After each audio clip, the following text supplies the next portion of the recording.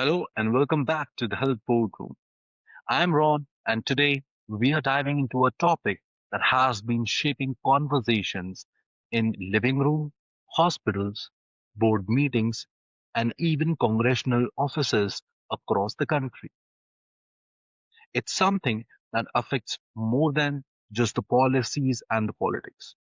It affects families, businesses, health systems, and ultimately the way we as a nation care for one another. Today, we are talking about the Affordable Care Act, the upcoming expiration of key subsidies, and the emerging insurance crisis that so many people feel but may not fully understand. My goal in this episode is very simple. I want to slow things down, peel back the noise, and give you a calm, clear, human centered walkthrough of what's happening, why it matters, and what it could mean for all of us. Now, whether you are a healthcare leader, a clinician, a policymaker, a benefits manager, or simply someone trying to make a sense of the healthcare landscape, this conversation might just be for you. So let us take a breath together and start with the bigger picture. Not the headlines, my friend, not the political spin, but the underlying soul. When the Affordable Care Act, or as we know it, ACA, was passed more than a decade ago, it was designed with a simple but ambitious promise: make healthcare coverage more accessible and more affordable for majority of Americans. Now, over the years, despite legal challenges, political battles, and mixed opinions, the ACA has become woven into the fabric of US healthcare system. Millions of people who once had no coverage gained access to insurance through subsidies that helped lower premiums. Insurers entered new markets. Protection for people with pre-existing conditions became a standard. And for many families, the ACA marketplace became their primary lifeline to healthcare. But like many policies, it didn't stay static. In the years following the pandemic, Congress expanded subsidies to make insurance even more affordable for millions of Americans. These increased subsidies reduced the premiums significantly, especially for middle income families and for those on the edge of eligibility. These changes weren't just small tweaks, they were game changing adjustments. And suddenly, people who had been squeezed by high costs found a breathing room. And health plans that had been out of their reach suddenly became attainable. But here's the turning point: those expanded subsidies were just temporary. And now we are approaching the moment when they are scheduled to expire.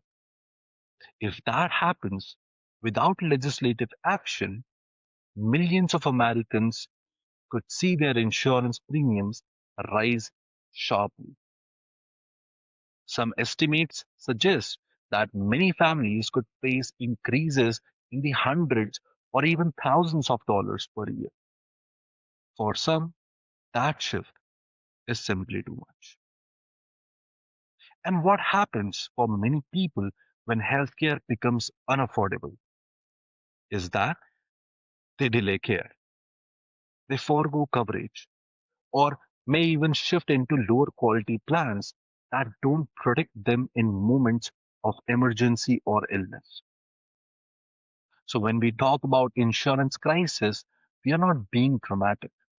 We are simply describing the natural consequence of a system where affordability determines access and access determines health outcomes. Now let's slow this down a bit, right? And walk through why this specific moment matters. So healthcare in the United States is not just a personal issue. It's a macroeconomic one. When millions of people lose insurance or see premiums spike, the effects ripple through every part of the system.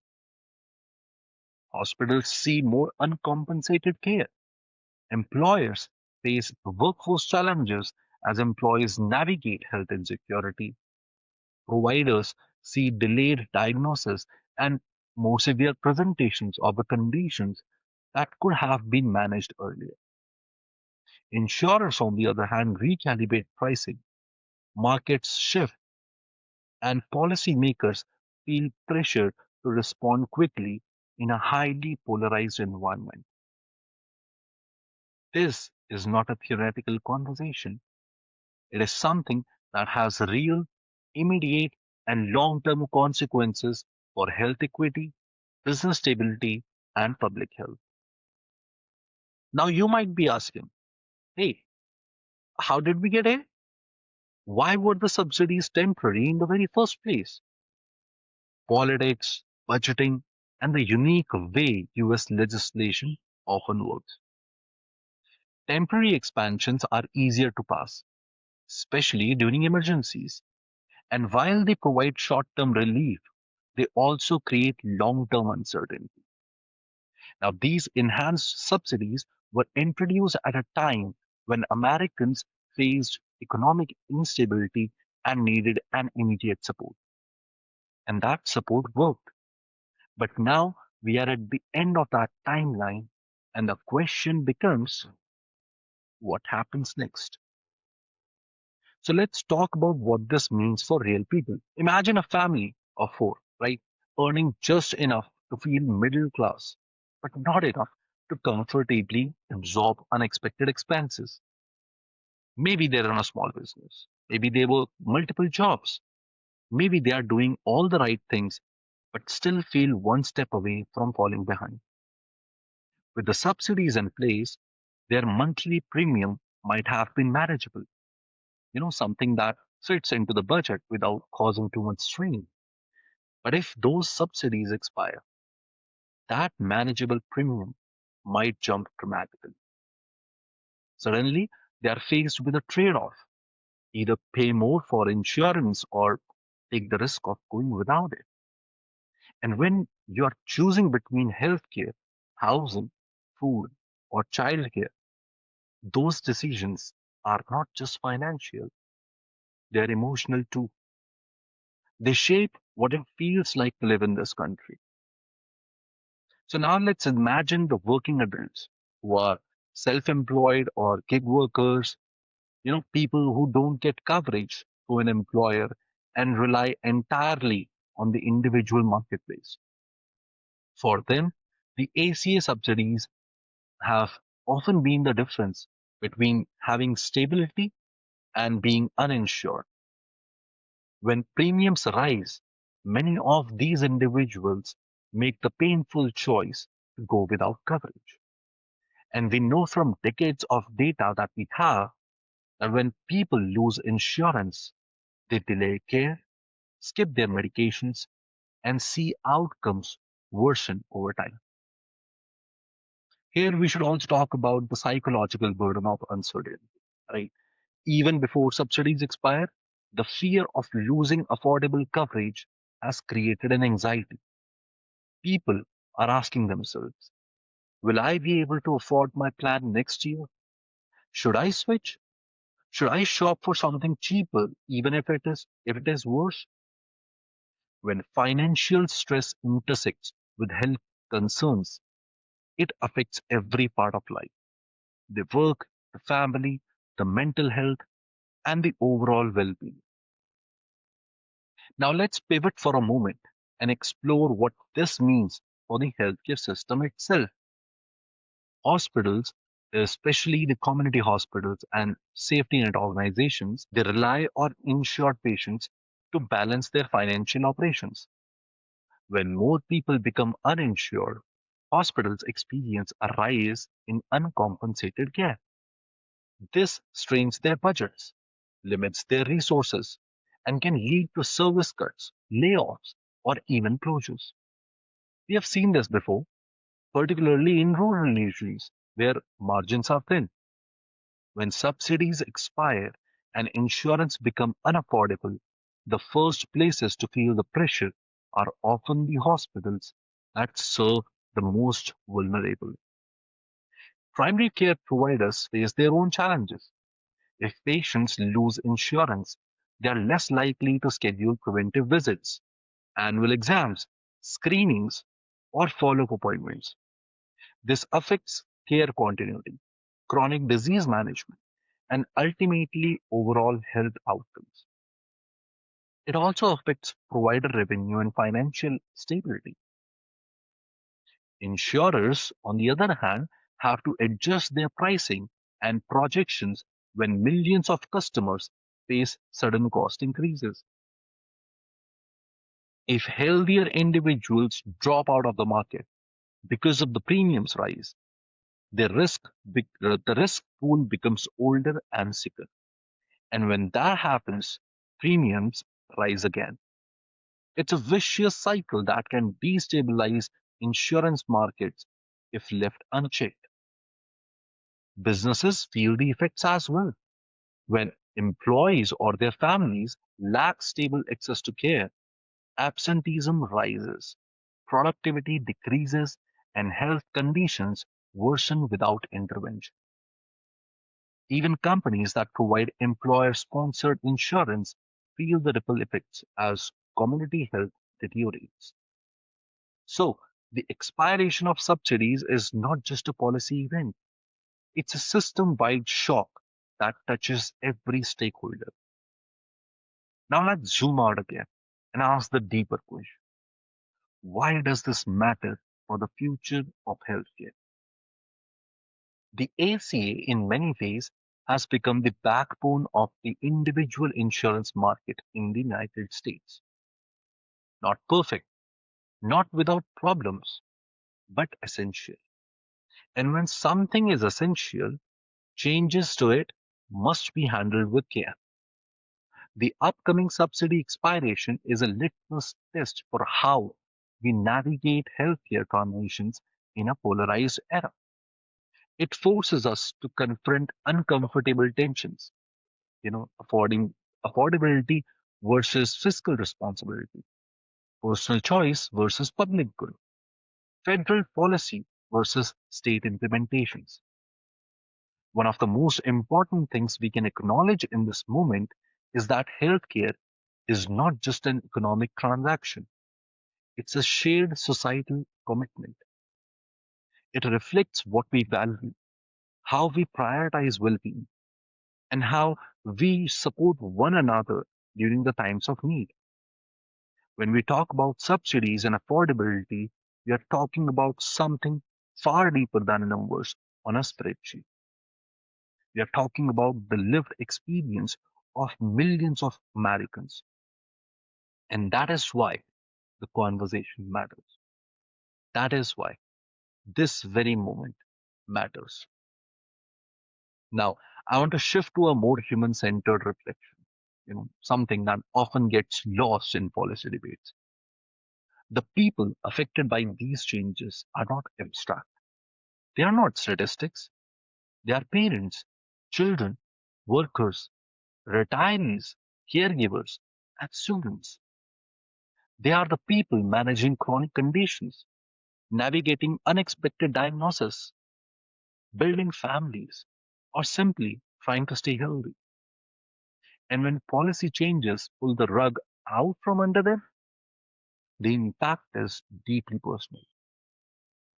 This is exactly where leadership in healthcare becomes critical. When you're leading a hospital, running a clinic, managing benefits for a company, or influencing policy, moments like these call for clarity, compassion, and foresight. This is the exact time to communicate with patients, employees, communities, and stakeholders. It is the right time to prepare, educate, and to anticipate needs. Even though policy decisions ultimately come from lawmakers, the way we respond at the organizational and community level can shape the outcome significantly. Hey, but Ron, what can leaders do? Right? While we won't go into the tactics in this episode, the broader message for you guys is this: stay informed, stay proactive, and stay connected with people that you serve. The landscape might be shifting, but your role as a stabilizing presence, as a voice of guidance and reassurance, is more important than ever. And as we near the end of this conversation, I want to return to something fundamental. Healthcare at its core is about dignity. It's about ensuring that people have the ability to take care of themselves and their families. The ACA subsidies have played a major role in extending that dignity to millions of Americans. The potential expiration of those subsidies threatens that very stability. And while the solution exists, the urgency lies in understanding the stakes, not just politically, but humanistically. If you're someone listening who feels uncertain about your own coverage, I want you to know this: you're not alone. Millions of people are navigating the same questions, the same fears, the same decisions. And even though the system is complex, there are resources and communities that can support you. Sometimes the first step towards clarity is simply understanding the landscape, and I hope this episode has helped provide that clarity for you. If you are a leader in healthcare, this is a moment for you to help others understand of what's coming and what can be done. Your voice carries weight. Your actions create ripples, and your leadership can help people find that stability in a time of change. While to the everyone who is listening, I want to leave you with this thought: healthcare isn't just a system we interact with, it's a system we participate in. It is shaped by our choices, our advocacy, our voting, our conversations, and our collective willingness to prioritize well being. The ACA and its subsidies are one chapter in the ongoing story of American healthcare, a story still being written, one decision after time. So, thank you all for spending this time with me today, for thinking deeply about these issues, and for being part of a broader community that cares about the future of healthcare. If this episode resonated with you, share it with someone who may find it helpful. These conversations matter most when they reach the people who need them. I'm Ron, and this has been the Health Boardroom. I'll see you in the next episode. Until then, stay informed, stay grounded, and take good care of yourself.